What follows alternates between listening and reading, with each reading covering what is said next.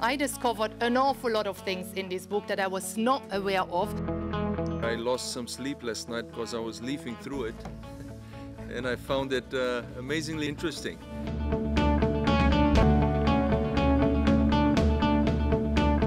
The aim of the WTO Chair Program is to build academic capacity in developing countries in order to improve policy making on trade. For the last 4 years, it has supported curriculum development, research and outreach activities by universities and research institutions. The work accomplished since the inception of the program has been impressive in our judgment. We asked the 14 chairs of our chair program a year ago to write a chapter, write a paper on challenges their country faces when they try to connect to global markets. And you will find in this book what they decided to write about.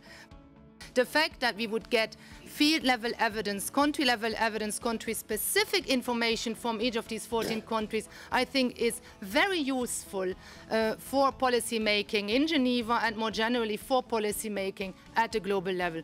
The book is a clear testament to the diversity of developing countries and their trade interests and capabilities. When you label a country a developing country, that only tells you part of the story. It doesn't tell you the full story. We need to look a lot closer if we want to understand the real picture. On a 14 histoires dans cet ouvrage. Chaque histoire nous donne des ingrédients pour mieux intégrer ces pays dans le système commercial multilatéral. Ce livre, en fait, touche toute une série des questions liées aux politiques commerciales. D'abord, bien entendu, la question de l'accès au marché. Donc, la question de la transformation, la question de la diversification, la question de l'insertion des pays dans les chaînes de valeur globale, à forte valeur ajoutée. Parce que l'enjeu, finalement, ce n'est pas de se diversifier pour se diversifier, comme le directeur général l'a indiqué, mais se diversifier dans les produits à forte valeur ajoutée qui puissent ensuite permettre des rentrées de devises, de valeurs qui offrent à ces pays beaucoup plus de ressources et de facilités pour financer des politiques sectorielles comme la santé, comme l'éducation et qui, in fine, permettent aux gens de mieux vivre. There are a number of common elements that we find in the book, which is, to begin with, that the multilateral trading system is really the basis for performing trades. Integrating into the multilateral trading system requires connecting to markets, and that requires actually a set of policies that you need to have in place. There need to be coherence, and that requires domestic coordination. The key element that comes out is there needs to be a vision, there needs to be really an interaction at the government level. Each country is different. Each country is different when it comes to its nature, each country is different when it comes to its culture, maybe language, and countries are different when it comes to trade. That means that they also face different challenges when they want to connect to global markets.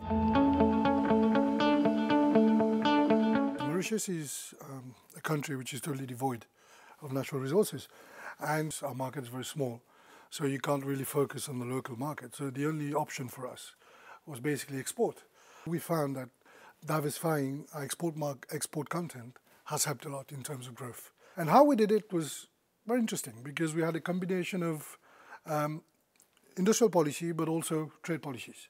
And we've been very lucky because we've managed to use the very good relationships we've had with the EU because we've benefited a lot from the protection we got from them, especially towards export markets because we had guaranteed export markets, but also we had guaranteed prices, for example, sugar. So the best strategy, and this is what we're doing, is twofold. Firstly is diversify within the sectors and moving up market, but also looking for new markets and new alternatives, basically. If you look at the textile sector as well, and why we're still being able to compete and find our place in the market, because competing against China is extremely difficult. But what we've done over the years is basically move up market.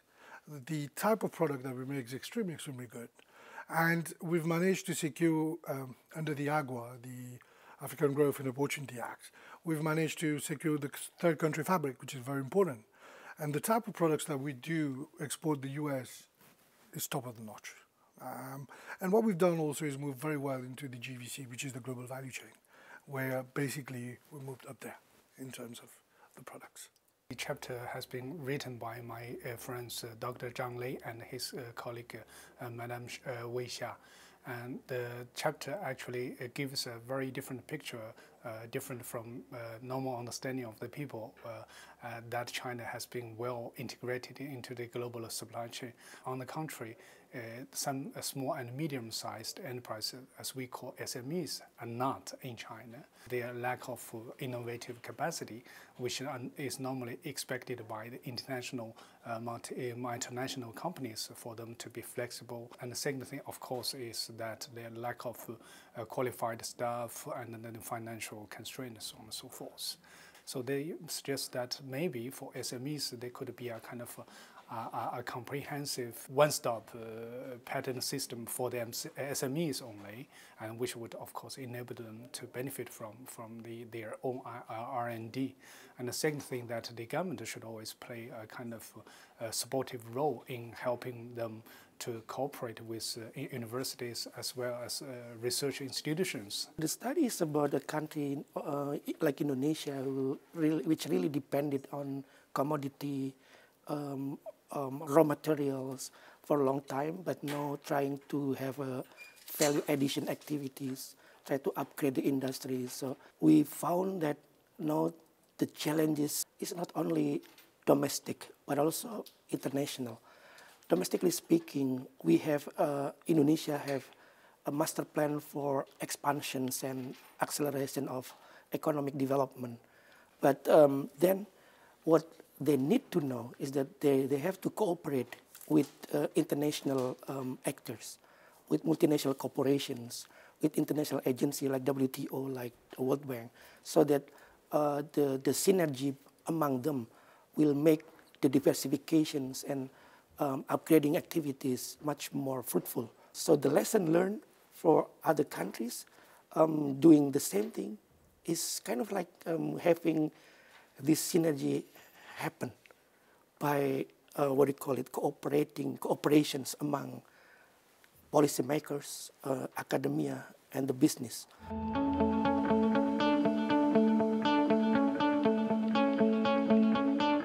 Nosotros elaboramos un estudio sobre los requisitos sanitarios y fitosanitarios para exportar productos agrícolas al resto del mundo. Esos estándares se han multiplicado en los últimos años. Hay estándares públicos, estándares privados, estándares obligatorios y estándares voluntarios. En particular, lo que descubrimos, así en términos generales, es que no hay un modelo institucional para llegar seguro al desarrollo. En realidad, lo que hay son experiencias concretas que te muestran aspectos positivos o virtuosos para lograr mayor innovación y mayor acceso a mercados. El paper contrasta dos ejemplos que tuvieron derroteros muy distintos. El caso de las manzanas, Argentina era muy exitosa, tercera exportadora mundial y viene en decadencia hace 10 años. El caso del arroz es exactamente el contrario.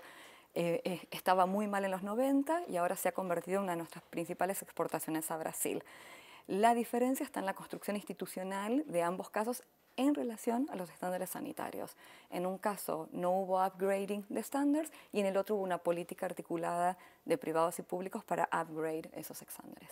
Although the East African community and Kenya in general have tried so much in the progressing in the integration, there are still quite a number of challenges that they are facing. And most of these challenges are mainly to do with non-tariff barriers, and mostly in terms of administration and regulations, in terms of procedures and licenses that are required. And of course, this usually makes the transaction costs very, very expensive. In most cases, there are weigh bridges and load blocks. Weigh bridges are usually mainly to check on the weight, on the weight of the goods that the trucks are carrying, and also to make sure that no tampering has been done to the goods. My recommendation would be to make sure that there is harmonization. For example, if it's goods that are coming from Uganda to Kenya, we harmonize the documentation procedures. We also come up with one customs window so that if you declare all your documents at one point, I would also recommend that we also, countries such as the East African community, come up with a common transport policy. Cette étude qui a été dirigée par le professeur Amadou Ali Mbaye, doyen de la faculté des sciences économiques et titulaire de la chaire OMC à Dakar, a démontré qu'au Sénégal, l'agriculture employait aujourd'hui 60% de la force de travail. À l'intérieur de ce secteur agricole, il y avait un sous-secteur horticulture qui était en tout cas porteur d'avenir. L'étude aussi a montré que les exportations de produits agricoles dans les pays en voie de développement étaient en tout cas freinées par une série de problèmes. La non-observance des normes SPS, sanitaires et phytosanitaires. Il y avait aussi des problèmes de calibration. Et il y avait également des problèmes d'utilisation abusive des pesticides. Or, à côté de la compétitivité prix, on a trouvé qu'il fallait prendre en compte également la compétitivité qualité. La compétitivité internationale ne se joue pas seulement au niveau des prix. Il faudrait intégrer vraiment la variable qualité si on veut vraiment booster dans l'avenir les exportations. Et ça, c'est un élément fondamental. What I've discovered is that I think the multilateral rules are flexible enough to allow measures to address climate change. But when countries do design the regulation, what they have to do is they have to do it with a good understanding of these rules. The European Union actually has an aviation directive where they are effectively taxing emissions from airlines. And they were applying this to emissions from airlines arriving in the European Union or leaving from the European Union, but applying it to their emissions during their entire flight. Other countries said, well, that's beyond the jurisdiction of the European Union. The European Court of Justice said, no, it's not beyond the jurisdiction of the European Union. The result of that was that other countries came back to the negotiating table, and the European Union said, okay, we'll suspend application of this rule as long as you negotiate an agreement on how we're going to address airline emissions. And that's a good example of how you can use a unilateral measure to create incentives for other countries to negotiate more seriously to create multilateral rules. If you are designing regulation, you really have to be familiar with WTO rules and WTO jurisprudence. You also have to make sure that you're familiar with the rules under international investment agreements. From a point of view of Russian foreign trade, obviously Russia's accession to the World Trade Organization is something which is very significant. We didn't expect any serious, substantial changes of the trade patterns in a short run. In a longer run, at the same time, it will largely depend upon how, first of all, business would react. And there it will be able to adjust. Both business and authorities, they have to realize that they have to do some kind of homework. That means, first of all, try to get sufficient knowledge of the process. Trade policy with all its significance, as well as WTO accession with all its significance, in just a certain part of the whole game. So to be more, in a way, cooperative in terms of relations between different ministries and agencies, that is, from my perspective, is very significant. Geography is unkind. Many countries around the world have limitations with regards to land, labor, or capital. Singapore is a player for the ASEAN region, and in the ASEAN region, the great difficulty is getting enough capital resources. Why would investors want to invest in ASEAN for integrated production base when they can go to China or India, which are their own integrated production bases? Well, there's a belief in creating international linkages, international agreements, and through that create a rule of law in whereby investors will feel confident that regardless of the domestic environment, they would be able to have their investments, their trade protected. You can use international agreements to encourage domestic reforms. If you focus on that, then using that principle, reform by using a process of constant improvement to encourage foreign direct investment, and through foreign direct investments, global value chains, and through global value chains, trade, and of course with trade, inevitably more jobs. This would be a very effective way for countries to deal with the supply side constraints, particularly where they have no markets or no natural resources to attract investors otherwise. In many Caribbean countries, because we have tourism sectors and services economies, where there are aid for trade funds, they've been targeted largely at some infrastructure projects or increasingly at training. And what we are arguing is that we need to steer these resources increasingly towards areas where we can improve our competitiveness in key sectors. So that's why we are talking more increasingly about not just aid for trade, but aid for investment, but also aid for innovation. A colleague and I are working with the coffee producers in Jamaica. They produce Blue Mountain coffee, and Blue Mountain coffee is considered one of the best coffees in the world.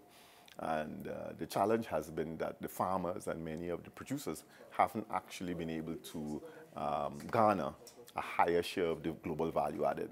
And so what we need to do is improve their capacity to move up the value chain, and as well to create a complex of services and intellectual property brands around the idea of coffee. So for example, we're saying to them, it's not just about producing coffee, it's actually about producing coffee tours for tourists, a coffee museum, and creating a whole family of products that have coffee in them. In many respects, what we're trying to do is shift from a tradition whereby donors have often defined the agenda to one where it's one of partnership. L'expérience marocaine démontre que le Maroc, comparé à d'autres pays de la région, a pu tirer mieux profit de cette initiative en s'appropriant nationalement l'initiative. Par exemple, en créant un comité national pour la coordination de l'initiative de l'aide pour le commerce. Il n'en demeure pas moins que le Maroc peut optimaliser dans ce domaine-là. Les principales recommandations ont trait premièrement à une meilleure priorisation des obstacles au commerce en vue de mobiliser les fonds. Deuxièmement, ça concerne l'amélioration de la coordination entre les programmes nationaux et les programmes régionaux en matière d'aide pour le commerce. Quant à la troisième recommandation, a trait à la cohérence des composantes de la politique économique, surtout l'amélioration de l'articulation entre politique commerciale et politique industrielle. Et enfin, une meilleure implication du secteur privé dans l'initiative Aide pour le commerce. My study focused on the potential impact of Aid for Trade initiative that has taken by WTO on MENA region countries. We found that the Aid for Trade initiative has a positive impact, a slightly positive impact in most of the countries with various degrees of impact. The main issue is diversifications. Countries succeeded more in terms of export diversifications, achieved better results. And countries remained very concentrated in terms of exports, highly dependent on exports of oil and gas, achieved more modest performance in terms of economic growth, in terms of competitiveness. I would recommend that these countries' policymakers should pay more attention to achieve deeper economic integration, as I mentioned, to cover human mobility between these countries in addition to goods and financial mobility. And also many countries of the region need to work harder on promoting more export diversification and become less dependent on primary commodities like gas and oil. El artículo que escribimos surge de la preocupación del papel que deben tener países como el nuestro en el marco de la ayuda para el comercio, en el cual actualmente no tienen una participación activa o tanto como la tienen en el resto del sistema multilateral del comercio. En nuestra visión, estos países enfrentan dos complejidades que hacen que tengan menos incentivos y un rol menos definido en estos programas de ayuda. Por un lado, dado el nivel de desarrollo que han alcanzado, dejan de ser países receptores, sin embargo, sin ser aún capaces de ser países donantes. Y por el otro lado, aún tienen necesidades de apoyo y de seguir participando en estos programas para lograr mayores beneficios como resultado de su comercio. Proponemos en el texto que un esquema de cooperación que contempla a los países de ingreso medio alto en un papel de articulador entre los donantes y los receptores, no solo haría más eficiente la ayuda entre ellos, sino que generaría las externalidades positivas para que los países de ingreso medio alto tengan los incentivos para una mayor participación en el programa de ayuda para el comercio.